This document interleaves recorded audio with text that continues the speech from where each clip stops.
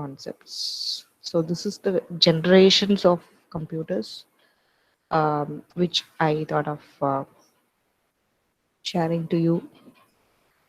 So here, if you look into this tabular column, I have covered all the generations in this one tabular column.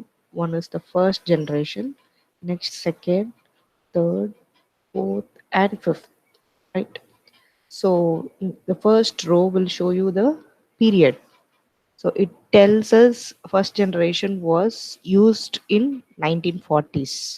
Then second generation was used in 50s, third and 60s, so 40, 50, 70.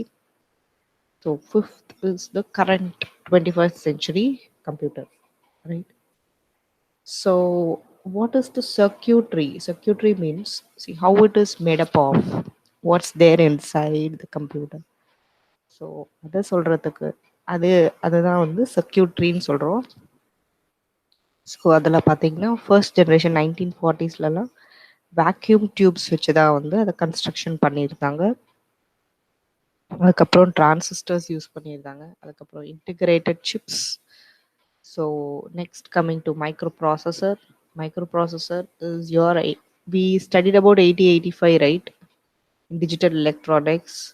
So something similar to 8085 was microprocessor, which is used in fourth generation, right?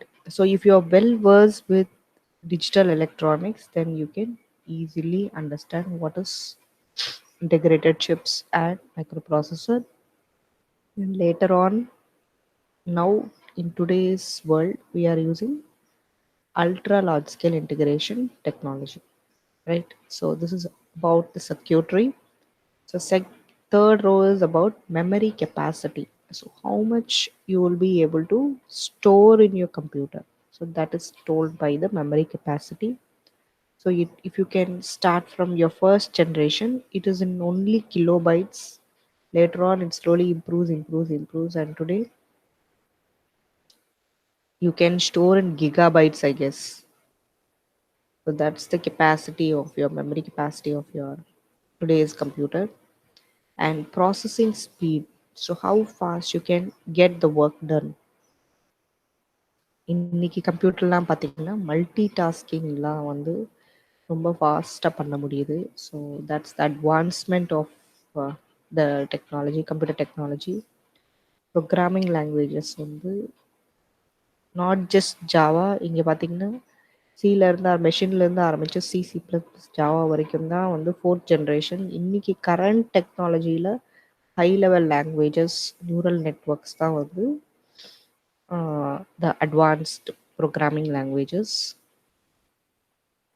அதுக்கப்புறம் இப்போ அதனோட names சொல்கிறாங்க. அந்த first generation கம்ப்யூட்டரை என்னன்னு கூப்பிட்டு இருந்தாங்க, UNIVAC, எட்வேக் அப்படின்னு சொல்லிட்டு இருந்தாங்க.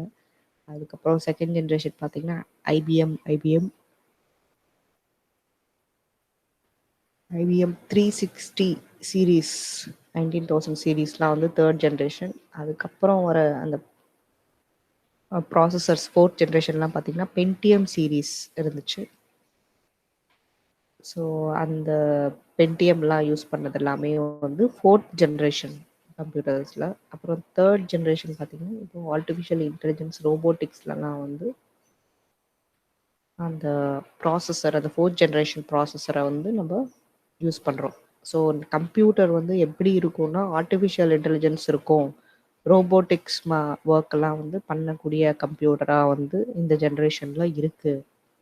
So that's how the computer has evolved from 1940s till today, right? So this is very important for you to understand where